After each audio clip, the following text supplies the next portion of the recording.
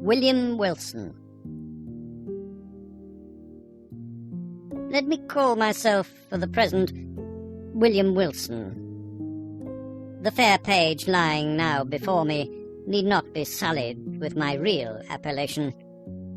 This has been already too much an object for the scorn, for the horror, for the detestation of my race. To the uttermost regions of the globe have not the indignant winds bruited its unparalleled infamy? O outcast of all outcasts most abandoned! To the earth art thou not forever dead? To its honours, to its flowers, to its golden aspirations? And a cloud, dense, dismal, and limitless, does it not hang eternally between thy hopes and heaven? I would not, if I could, here or today, embody a record of my later years of unspeakable misery and unpardonable crime. This epoch, these later years, took unto themselves a sudden elevation in turpitude, whose origin alone it is my present purpose to assign. Men usually grow base by degrees. From me, in an instant, all virtue dropped bodily as a mantle. From comparatively trivial wickedness, I passed with the stride of a giant into more than the enormities of an Elagabalus. What chance, what one event brought this evil thing to pass? Bear with me while I relate. Death approaches, and the shadow which foreruns him has thrown a softening influence over my spirit. I long, in passing through the dim valley, for the sympathy, I had nearly said for the pity, of my fellow men.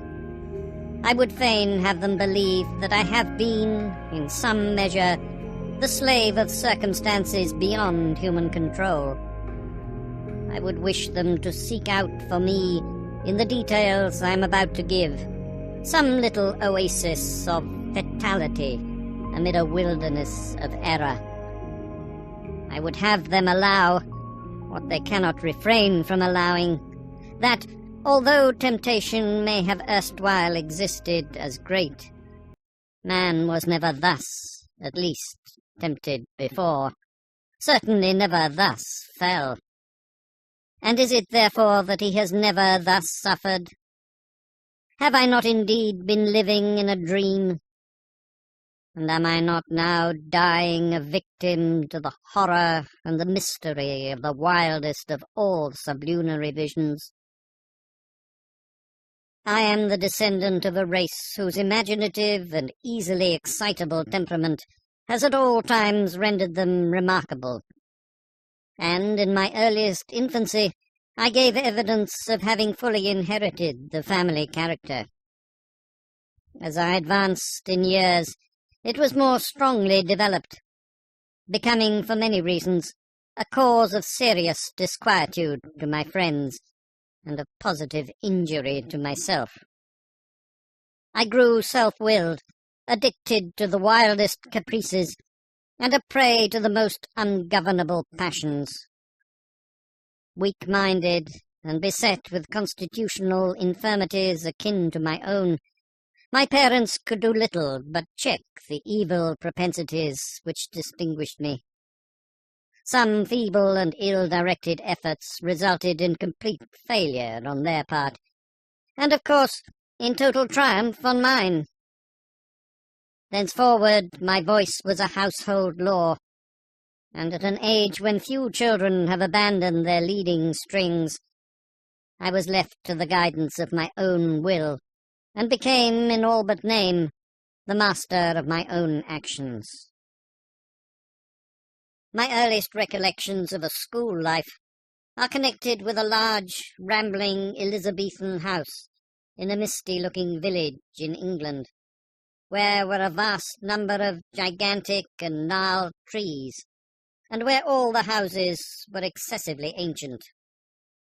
In truth, it was a dreamlike and spirit-soothing place, that venerable old town.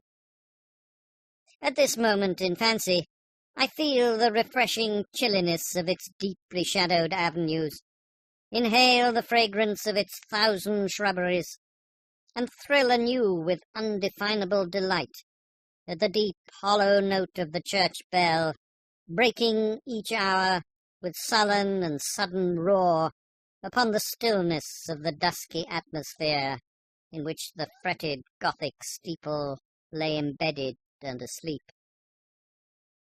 It gives me perhaps as much of pleasure as I can now in any manner experience to dwell upon minute recollections of the school and its concerns. Steeped in misery as I am, misery, alas, only too real, I shall be pardoned for seeking relief, however slight and temporary, in the weakness of a few rambling details. These, moreover, utterly trivial, and even ridiculous in themselves, assume, to my fancy, adventitious importance as connected with a period and a locality when and where I recognize the first ambiguous monitions of the destiny which afterwards so fully overshadowed me. Let me then remember. The house, I have said, was old and irregular. The grounds were extensive, and a high and solid brick wall, topped with a bed of mortar and broken glass, encompassed the whole. This prison-like rampart formed the limit of our domain. Beyond it we saw but thrice a week. Once every Saturday afternoon, when, attended by 2 ushers, we were permitted to take brief walks in a body through some of the neighbouring fields, and twice during Sunday, when we were paraded in the same formal manner to the morning and evening service in the one church of the village. Of this church the principal of our school was pastor. With how deep a spirit of wonder and perplexity was I wont to regard him from our remote pew in the gallery, as with step solemn and slow he ascended the pulpit. This reverend man, with countenance so demurely benign, with robes so glossy and so clerically flowing, with wigs so minutely powdered, so rigid and so vast, could this be he who of late, with sour visage and in snuffy habiliments, administered, ferule in hand, the draconian laws of the academy? Oh, gigantic paradox, too utterly monstrous for solution! At an angle of the ponderous wall frowned a more ponderous gate. It was riveted and studded with iron bolts, and surmounted with jagged iron spikes. What impressions of deep awe did it inspire! It was never opened, save for the 3 periodical egressions and ingressions already mentioned. Then, in every creak of its mighty hinges, we found a plenitude of mystery, a world of matter for solemn remark, or for more solemn meditation. The extensive enclosure was irregular in form, having many capacious recesses. Of these, 3 or 4 of the largest constituted the playground. It was level, and covered with fine hard gravel. I remember it had no trees, nor benches, nor anything similar within it. Of course it was in the rear of the house. In front lay a small parterre, planted with box and other shrubs, but through this sacred division we passed only upon rare occasions indeed, such as a first advent to school, or final departure thence, or perhaps, when a parent or friend having called for us, we joyfully took our way home for the Christmas or midsummer holidays. But the house! How quaint an old building was this! To me, how veritably a palace of enchantment! There was really no end to its windings, to its incomprehensible subdivisions. It was difficult, at any given time, to say with certainty upon which of its 2 stories one happened to be. From each room to every other, there were sure to be found 3 or 4 steps, either in ascent or descent. Then the lateral branches were innumerable, inconceivable, and so returning in upon themselves that our most exact ideas in regard to the whole mansion were not very far different from those with which we pondered upon infinity. During the 5 years of my residence here, I was never able to ascertain with precision in what remote locality lay the little sleeping apartment assigned to myself and some 18 or 20 other scholars. The schoolroom was the largest in the house. I could not help thinking, in the world. It was very long, narrow, and dismally low, with pointed Gothic windows and a ceiling of oak. In a remote and terror-inspiring angle was a square enclosure of 8 or 10 feet, comprising the sanctum, during hours, of our principal, the Reverend Dr. Bransby. It was a solid structure, with massy door, sooner than open which, in the absence of the Dominie, we would all have willingly perished by the peine forte et dure.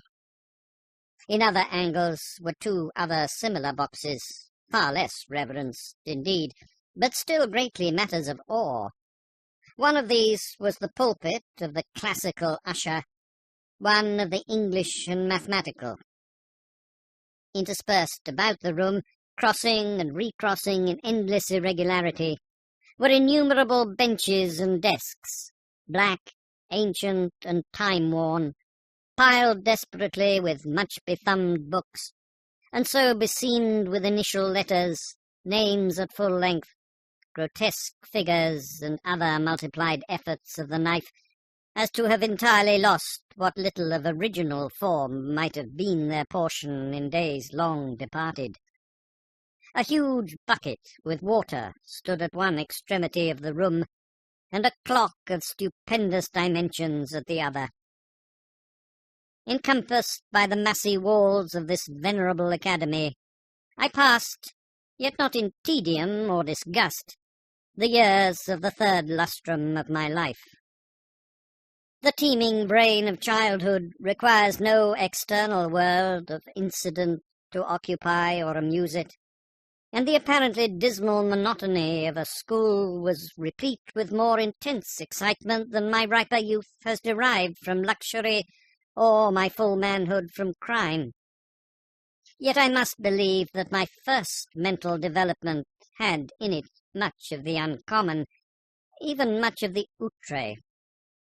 Upon mankind at large, the events of very early existence rarely leave in mature age any definite impression. All is grey shadow, a weak and irregular remembrance, an indistinct regathering of feeble pleasures and phantasmagoric pains. With me this is not so. In childhood I must have felt with the energy of a man what I now find stamped upon memory in lines as vivid, as deep, and as durable as the exergue of the Carthaginian medals. Yet in the fact of the world's view, how little there was to remember. The morning's awakening, the nightly summons to bed, the connings, the recitations, the periodical half-holidays and perambulations, the playground with its broils, its pastimes, its intrigues. These, by a mental sorcery long forgotten, were made to involve a wilderness of sensation, a world of rich incident, a universe of varied emotion, of excitement, the most passionate and spirit-stirring. Oh, le bon temps que ceci file tout. In truth, the ardour, the enthusiasm, and the imperiousness of my disposition soon rendered me a marked character among my schoolmates, and by slow but natural gradations gave me an ascendancy over all not greatly older than myself, over all with a single exception. This exception was found in the person of a scholar who, although no relation, bore the same Christian and surname as myself, a circumstance, in fact, little remarkable, for, notwithstanding a noble descent, mine was one of those everyday appellations which seem, by prescriptive right, to have been, time out of mind, the common property of the mob. In this narrative I have therefore designated myself as William Wilson, a fictitious title not very dissimilar from the real. My namesake alone, of all those who in school phraseology constituted our set, presumed to compete with me in the studies of class, in the sports and broils of the playground, to refuse implicit belief in my assertions and submission to my will, indeed, to interfere with my arbitrary dictation in any respect whatsoever. If there is on earth a supreme and unqualified despotism, it is the despotism of a master-mind in boyhood over the less energetic spirits of its companions. Wilson's rebellion was to me a source of the greatest embarrassment, the more so as, in spite of the bravado with which in public I made a point of treating him and his pretensions, I secretly felt that I feared him, and could not help thinking the equality which he maintained so easily with myself a proof of his true superiority, since not to overcome cost me a perpetual struggle. Yet this superiority, even this equality, was in truth acknowledged by no one but myself. Our associates, by some unaccountable blindness, seemed not even to suspect it. Indeed, his competition, his resistance, and especially his impertinent and dogged interference with my purposes, were not more pointed than private. He appeared to be destitute alike of the ambition which urged and of the passionate energy of mind which enabled me to excel.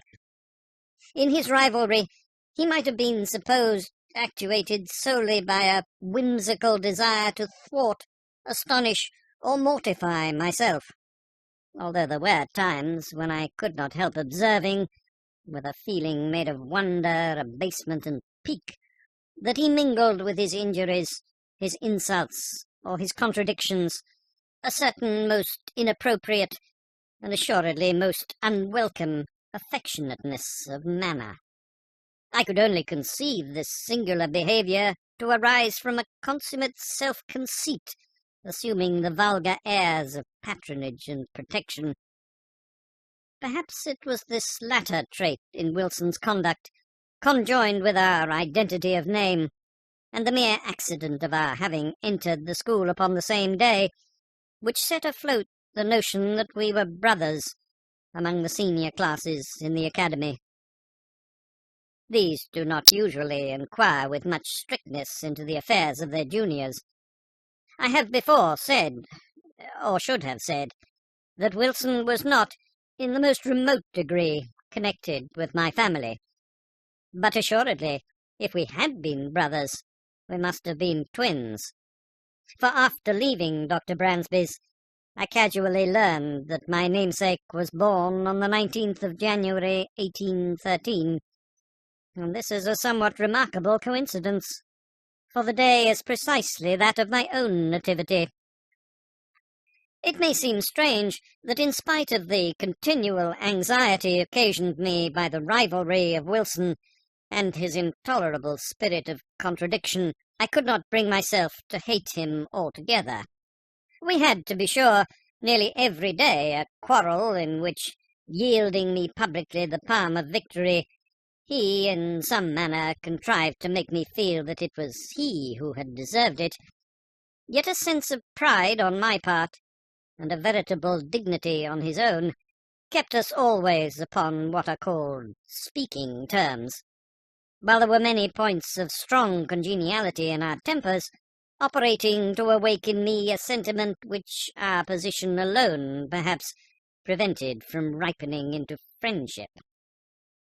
It is difficult, indeed, to define or even to describe my real feelings towards him.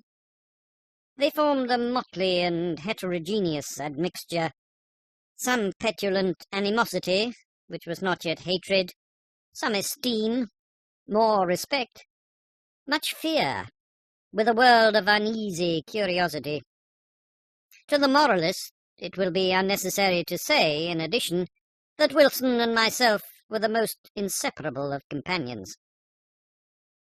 It was no doubt the anomalous state of affairs existing between us which turned all my attacks upon him, and there were many, either open or covert, into the channel of banter or practical joke, giving pain, while assuming the aspect of mere fun, rather than into a more serious and determined hostility. But my endeavours on this head were by no means uniformly successful, even when my plans were the most wittily concocted. For my namesake had much about him in character, of that unassuming and quiet austerity which, while enjoying the poignancy of its own jokes, has no heel of Achilles in itself, and absolutely refuses to be laughed at. I could find, indeed, but one vulnerable point, and that lying in a personal peculiarity, arising perhaps from constitutional disease, would have been spared by any antagonist less at his wit's end than myself. My rival had a weakness in the facial or guttural organs, which precluded him from raising his voice at any time above a very low whisper. Of this defect I did not fail to take what poor advantage lay in my power. Wilson's retaliations in kind were many, and there was one form of his practical wit that disturbed me beyond measure. How his sagacity first discovered at all that so petty a thing would vex me is a question I never could solve. But having discovered, he habitually practised the annoyance. I had always felt aversion to my uncourtly patronymic, and its very common, if not plebeian, praenomen. The words were venom in my ears, and when upon the day of my arrival a second William Wilson came also to the academy, I felt angry with him for bearing the name, and doubly disgusted with the name because a stranger bore it, who could be the cause of its twofold repetition, who would be constantly in my presence, and whose concerns, in the ordinary routine of the school business, must inevitably, on account of the detestable coincidence, be often confounded with my own. The feeling of vexation thus engendered grew stronger with every circumstance tending to show resemblance, moral or physical, between my rival and myself. I had not then discovered the remarkable fact that we were of the same age, but I saw that we were of the same height, and I perceived that we were even singularly alike in general contour of person and outline of feature.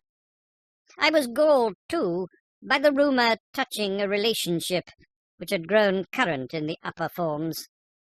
In a word, nothing could more seriously disturb me, although I scrupulously concealed such disturbance, than any allusion to a similarity of mind, person, or condition existing between us.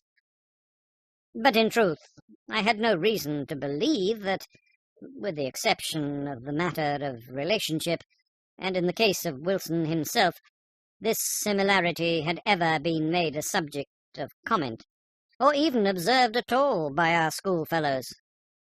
That he observed it in all its bearings, and as fixedly as I, was apparent. But that he could discover in such circumstances so fruitful a field of annoyance can only be attributed, as I said before, to his more than ordinary penetration. His cue, which was to perfect an imitation of myself, lay both in words and in actions, and most admirably did he play his part. My dress it was an easy matter to copy. My gait and general manner were without difficulty appropriated. In spite of his constitutional defect, even my voice did not escape him. My louder tones were, of course, unattempted, but then the key, it was identical, and his singular whisper, it grew the very echo of my own.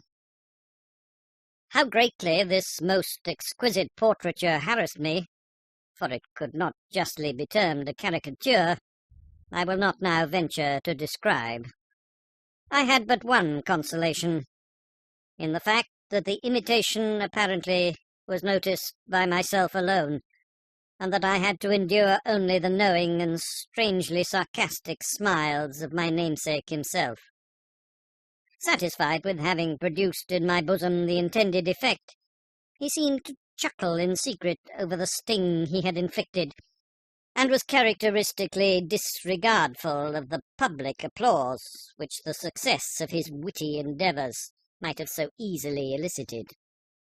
That the school, indeed, did not feel his design, perceive its accomplishment, and participate in his sneer, was, for many anxious months, a riddle I could not resolve.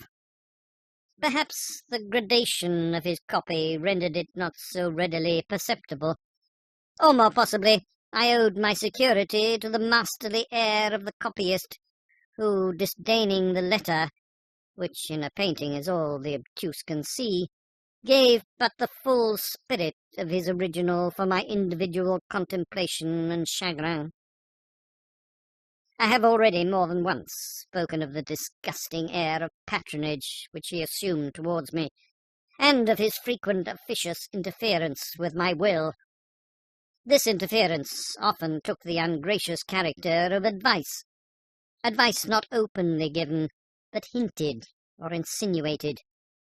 I received it with a repugnance which gained strength as I grew in years. Yet at this distant day, let me do him the simple justice to acknowledge that I can recall no occasion when the suggestions of my rival were on the side of those errors or follies so usual to his immature age and seeming inexperience, that his moral sense at least, if not his general talents and worldly wisdom, was far keener than my own, and that I might today have been a better and thus a happier man, had I less frequently rejected the counsels embodied in those meaning whispers, which I then but too cordially hated and too bitterly despised. As it was, I at length grew restive in the extreme under his distasteful supervision, and daily resented more and more openly what I considered his intolerable arrogance. I have said that in the first years of our connection as schoolmates, my feelings in regard to him might have been easily ripened into friendship. But in the latter months of my residence at the academy, although the intrusion of his ordinary manner had, beyond doubt, in some measure abated my sentiments, in nearly similar proportion, partook very much of positive hatred. Upon one occasion he saw this, I think, and afterwards avoided, or made a show of avoiding me. File 3. It was about the same period, if I remember aright, that in an altercation of violence with him, in which he was more than usually thrown off his guard, and spoke and acted with an openness of demeanour rather foreign to his nature, I discovered, or fancied I discovered, in his accent, his air, and general appearance, a something which first startled and then deeply interested me, by bringing to mind dim visions of my earliest infancy, wild, confused, and thronging memories of a time when memory herself was yet unborn. I cannot better describe the sensation which oppressed me than by saying that I could with difficulty shake off the belief of my having been acquainted with the being who stood before me at some epoch very long ago, some point of the past even infinitely remote. The delusion, however, faded rapidly as it came.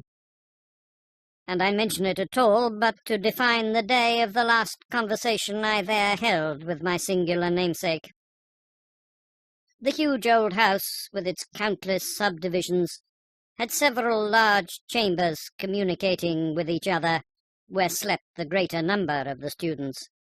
There were, however, as must necessarily happen in a building so awkwardly planned, many little nooks or recesses, the odds and ends of the structure, and these the economic ingenuity of Dr. Bransby had also fitted up as dormitories, although, being the merest closets, they were capable of accommodating but a single individual. One of these small apartments was occupied by Wilson. One night, about the close of my 5th year at the school, and immediately after the altercation just mentioned, finding everyone wrapped in sleep, I arose from bed, and lamp in hand, stole through a wilderness of narrow passages from my own bedroom to that of my rival. I had long been plotting one of those ill-natured pieces of practical wit at his expense, in which I had hitherto been so uniformly unsuccessful. It was my intention now to put my scheme in operation, and I resolved to make him feel the whole extent of the malice with which I was imbued. Having reached his closet, I noiselessly entered, leaving the lamp, with shade over it, on the outside. I advanced a step and listened to the sound of his tranquil breathing. Assured of his being asleep, I returned, took the light, and with it again approached the bed. Close curtains were around it, which, in the prosecution of my plan, I slowly and quietly withdrew, when the bright rays fell vividly upon the sleeper, and my eyes at the same moment upon his countenance. I looked, and a numbness, an iciness of feeling instantly pervaded my frame. My breast heaved, my knees tottered, my whole spirit became possessed with an objectless yet intolerable horror. Gasping for breath, I lowered the lamp in still nearer proximity to the face. Were these the lineaments of William Wilson? I saw indeed that they were his, but I shook as if with a fit of the ague in fancying they were not. What was there about them to confound me in this manner? I gazed, while my brain reeled with a multitude of incoherent thoughts. Not thus he appeared, assuredly not thus, in the vivacity of his waking hours. The same name, the same contour of person, the same day of arrival at the academy, and then his dogged and meaningless imitation of my gait, my voice, my habits, and my manner. Was it in truth within the bounds of human possibility that what I now saw was the result merely of the habitual practice of this sarcastic imitation? Awe-stricken, and with a creeping shudder, I extinguished the lamp, passed silently from the chamber, and left at once the halls of that old academy, never to enter them again. After a lapse of some months spent at home in mere idleness, I found myself a student at Eton. The brief interval had been sufficient to enfeeble my remembrance of the events at Dr. Bransby's, or at least to effect a material change in the nature of the feelings with which I remembered them. The truth, the tragedy of the drama, was no more. I could now find room to doubt the evidence of my senses, and seldom called up the subject at all, but with wonder at the extent of human credulity, and a smile at the vivid force of the imagination which I hereditarily possessed. Neither was this species of scepticism likely to be diminished by the character of the life I led at Eton. The vortex of thoughtless folly into which I there so immediately and so recklessly plunged washed away all but the froth of my past hours, engulfed at once every solid or serious impression, and left to memory only the veriest levities of a former existence. I do not wish, however, to trace the course of my miserable profligacy here, a profligacy which set at defiance the laws, while it eluded the vigilance of the institution. 3 years of folly, passed without profit, had but given me rooted habits of vice, and added, in a somewhat unusual degree, to my bodily stature, when after a week of soulless dissipation I invited a small party of the most dissolute students to a secret carousal in my chambers. We met at a late hour of the night, for our debaucheries were to be faithfully protracted until morning.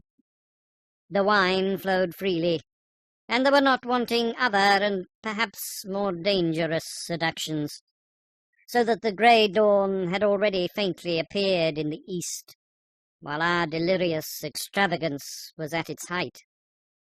Madly flushed with cards and intoxication, I was in the act of insisting upon a toast of more than wonted profanity, when my attention was suddenly diverted by the violent, although partial, unclosing of the door of the apartment, and by the eager voice of a servant from without.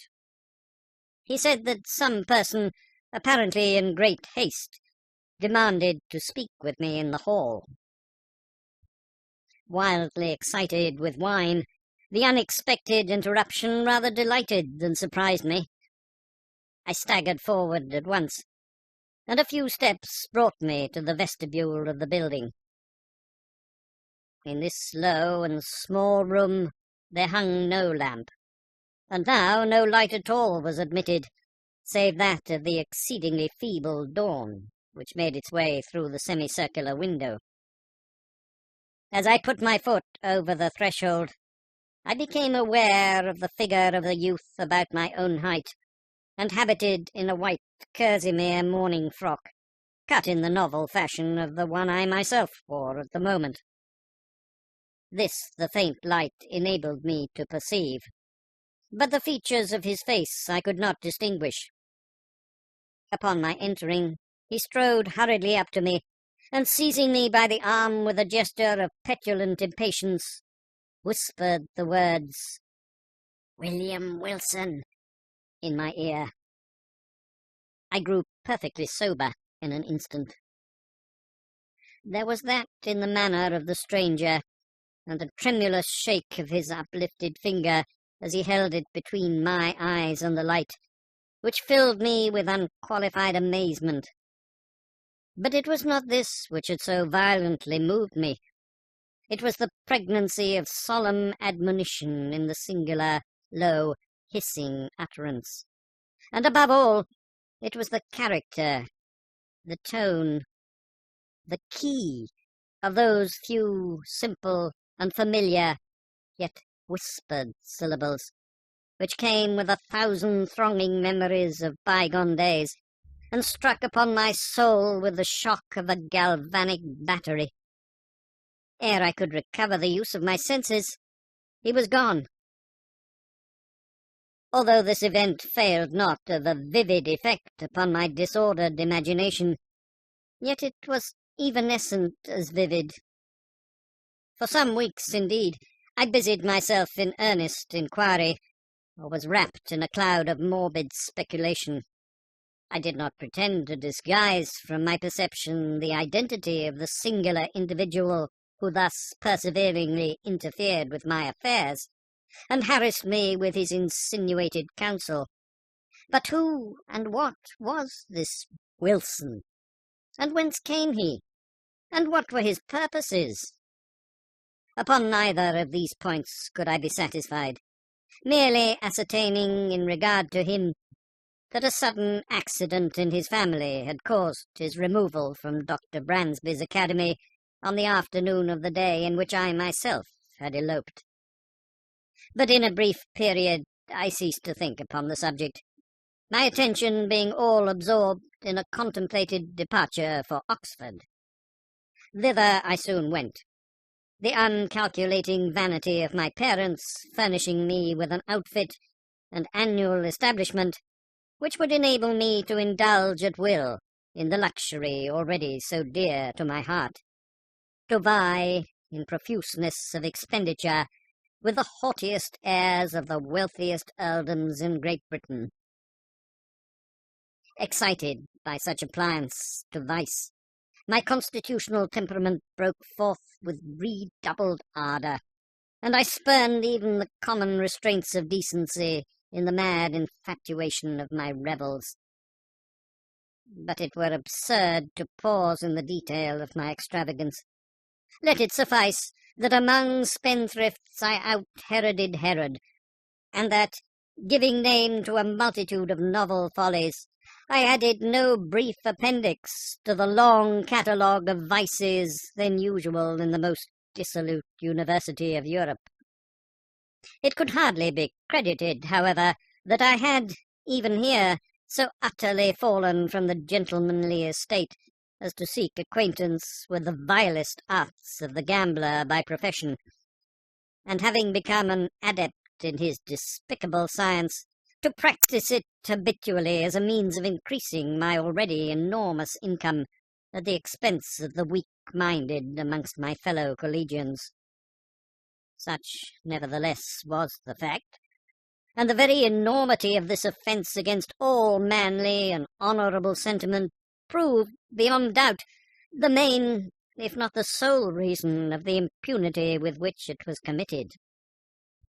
Who, indeed, among my most abandoned associates, would not rather have disputed the clearest evidence of his senses than have suspected of such courses the gay, the frank, the generous William Wilson, the noblest and most liberal commoner at Oxford, him whose follies, said his parasites, were but the follies of youth and unbridled fancy, whose errors but inimitable whim, whose darkest vice but a careless and dashing extravagance.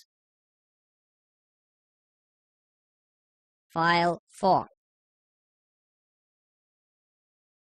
I had now been 2 years successfully busied in this way, when there came to the university a young parvenu nobleman, Glendinning, rich, said report, as Herodes Atticus, his riches, too, as easily acquired. I soon found him of weak intellect, and of course marked him as a fitting subject for my skill. I frequently engaged him in play, and contrived, with a gambler's usual art, to let him win considerable sums, the more effectually to entangle him in my snares. At length, my schemes being ripe, I met him, with the full intention that this meeting should be final and decisive, at the chambers of a fellow commoner, Mr. Preston, equally intimate with both, but who, to do him justice, entertained not even a remote suspicion of my design. To give to this a better colouring, I had contrived to have assembled a party of some 8 or 10, and was solicitously careful that the introduction of cards should appear accidental, and originate in the proposal of my contemplated dupe himself. To be brief upon a vile topic, none of the low finesse was omitted, so customary upon similar occasions that it is just a matter for wonder how any are still found so besotted as to fall its victim. We had protracted our sitting far into the night, and I had at length effected the manoeuvre of getting Glendinning as my sole antagonist. The game, too, was my favourite, écarté.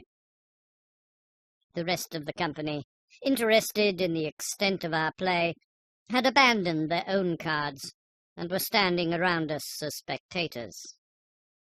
The parvenu, who had been induced by my artifices in the early part of the evening to drink deeply, now shuffled, dealt, or played with a wild nervousness of manner, for which his intoxication, I thought, might partially, but could not altogether, account. In a very short period he had become my debtor to a large amount, when, having taken a long draught of port, he did precisely what I had been coolly anticipating. He proposed to double our already extravagant stakes. With a well-feigned show of reluctance, and not until after my repeated refusal had seduced him into some angry words, which gave a colour of pique to my compliance, did I finally comply. The rest, of course, did but prove how entirely the prey was in my toils. In less than an hour he had quadrupled his debt. For some time his countenance had been losing the florid tinge lent it by the wine. But now, to my astonishment, I perceived that it had grown to a pallor truly fearful. I say, to my astonishment. Glendinning had been represented to my eager inquiries as immeasurably wealthy, and the sums which he had as yet lost, although in themselves vast, could not, I supposed, very seriously annoy, much less so violently affect him. That he was overcome by the wine just swallowed was the idea which most readily presented itself, and rather with a view to the preservation of my own character in the eyes of my associates than from any less interested motive, I was about to insist peremptorily upon a discontinuance of the play, when some expressions at my elbow from among the company, and an ejaculation evincing utter despair on the part of Glendinning, gave me to understand that I had effected his total ruin, under circumstances which, rendering him an object for the pity of all, should have protected him from the ill offices even of a fiend. What now might have been my conduct, it is difficult to say. The pitiable condition of my dupe had thrown an air of embarrassed gloom over all, and for some moments a profound silence was maintained, during which I could not help feeling my cheeks tingle with the many burning glances of scorn or reproach cast upon me by the less abandoned of the party. I will even own that an intolerable weight of anxiety was, for a brief instant, lifted from my bosom by the sudden and extraordinary interruption which ensued. The wide, heavy folding doors of the apartment were all at once thrown open to their full extent, with a vigorous and rushing impetuosity that extinguished, as if by magic, every candle in the room. Their light, in dying, enabled us just to perceive that a stranger had entered, about my own height, and closely muffled in a cloak. The darkness, however, was now total, and we could only feel that he was standing in our midst. Before any one of us could recover from the extreme astonishment into which this rudeness had thrown all, we heard the voice of the intruder. "Gentlemen," he said in a low, distinct, and never-to-be-forgotten whisper, which thrilled to the very marrow of my bones. "Gentlemen, I make no apology for this behaviour, because in thus behaving I am but fulfilling a duty. You are, beyond doubt, uninformed of the true character of the person who has tonight won at écarté a large sum of money from Lord Glendinning. I will therefore put you upon an expeditious and decisive plan of obtaining this very necessary information. Please to examine at your leisure the inner linings of the cuff of his left sleeve, and the several little packages which may be found in the somewhat capacious pockets of his embroidered morning wrapper." While he spoke, so profound was the stillness that one might have heard a pin drop upon the floor. In ceasing, he departed at once, and as abruptly as he had entered. Can I, Shall I describe my sensations?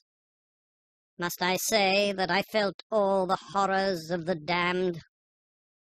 Most assuredly I had little time given for reflection. Many hands roughly seized me upon the spot, and the lights were immediately re-procured. A search ensued. In the lining of my sleeve were found all the court cards essential in écarté, and in the pockets of my wrapper a number of packs, facsimiles of those used at our sittings, with the single exception that mine were of the species called, technically, arronde, the honours being slightly convex at the ends, the lower cards slightly convex at the sides.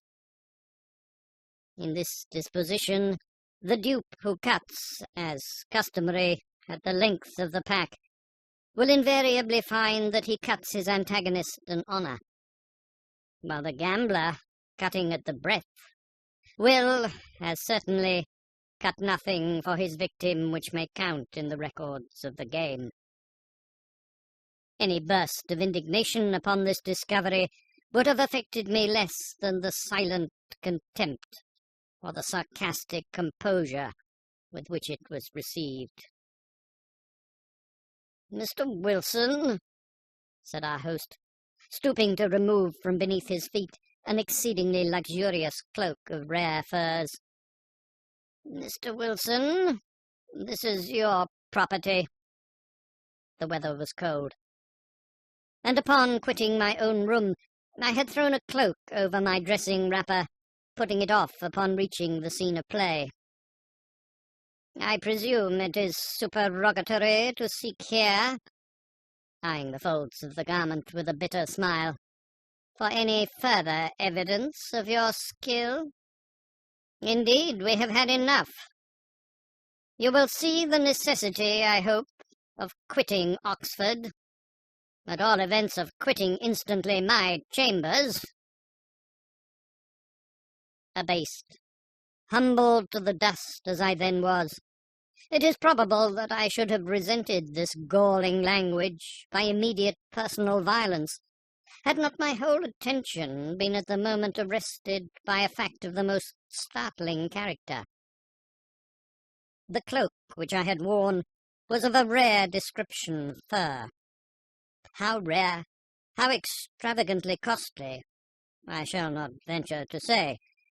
Its fashion, too, was of my own fantastic invention, for I was fastidious to an absurd degree of coxcombry in matters of this frivolous nature. When, therefore, Mr. Preston reached me that which he had picked up upon the floor, and near the folding doors of the apartment, it was with an astonishment nearly bordering upon terror that I perceived my own already hanging on my arm, where I had no doubt unwittingly placed it, and that the one presented to me was but its exact counterpart, in even the minutest possible particular. The singular being who had so disastrously exposed me had been muffled, I remembered, in a cloak, and none had been worn at all by any of the members of our party, with the exception of myself. Retaining some presence of mind, I took the one offered me by Preston, placed it, unnoticed, over my own, left the apartment with a resolute scowl of defiance, and next morning, ere dawn of day, commenced a hurried journey from Oxford to the Continent, in a perfect agony of horror and of shame. File 5. I fled in vain. My evil destiny pursued me as if in exultation, and proved, indeed, that the exercise of its mysterious dominion had as yet only begun. Scarcely had I set foot in Paris, ere I had fresh evidence of the detestable interest taken by this Wilson in my concerns. Years flew, while I experienced no relief. Villain! At Rome, with how untimely, yet with how spectral an officiousness, stepped he in between me and my ambition. At Vienna, too, at Berlin, and at Moscow. Where, in truth, had I not bitter cause to curse him within my heart? From his inscrutable tyranny did I at length flee panic-stricken as from a pestilence, and to the very ends of the earth I fled in vain. And again, in secret communion with my own spirit, would I demand the question, who is he? Whence came he? And what are his objects? But no answer was there found. And now I scrutinized with a minute scrutiny the forms and the methods and the leading traits of his impertinent supervision. But even here there was very little upon which to base a conjecture. It was noticeable, indeed, that in no one of the multiplied instances in which he had of late crossed my path had he so crossed it except to frustrate those schemes or to disturb those actions which, if fully carried out, might have resulted in bitter mischief. Poor justification this, in truth, for an authority so imperiously assumed.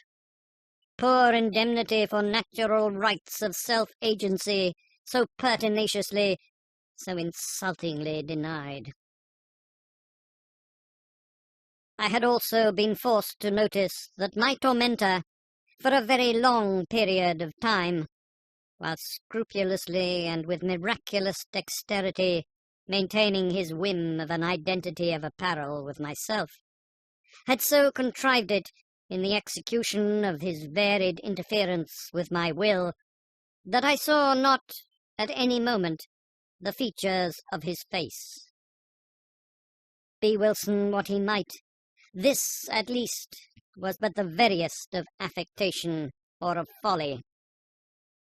Could he, for an instant, have supposed that, in my admonisher at Eton, in the destroyer of my honour at Oxford, in him who thwarted my ambition at Rome, my revenge at Paris, my passionate love at Naples, or what he falsely termed my avarice in Egypt, that in this, my arch-enemy and evil genius, I could fail to recognize the William Wilson of my schoolboy days, the namesake, the companion, the rival, the hated and dreaded rival at Dr. Bransby's. Impossible! But let me hasten to the very last eventful scene of the drama. Thus far I had succumbed supinely to this imperious domination.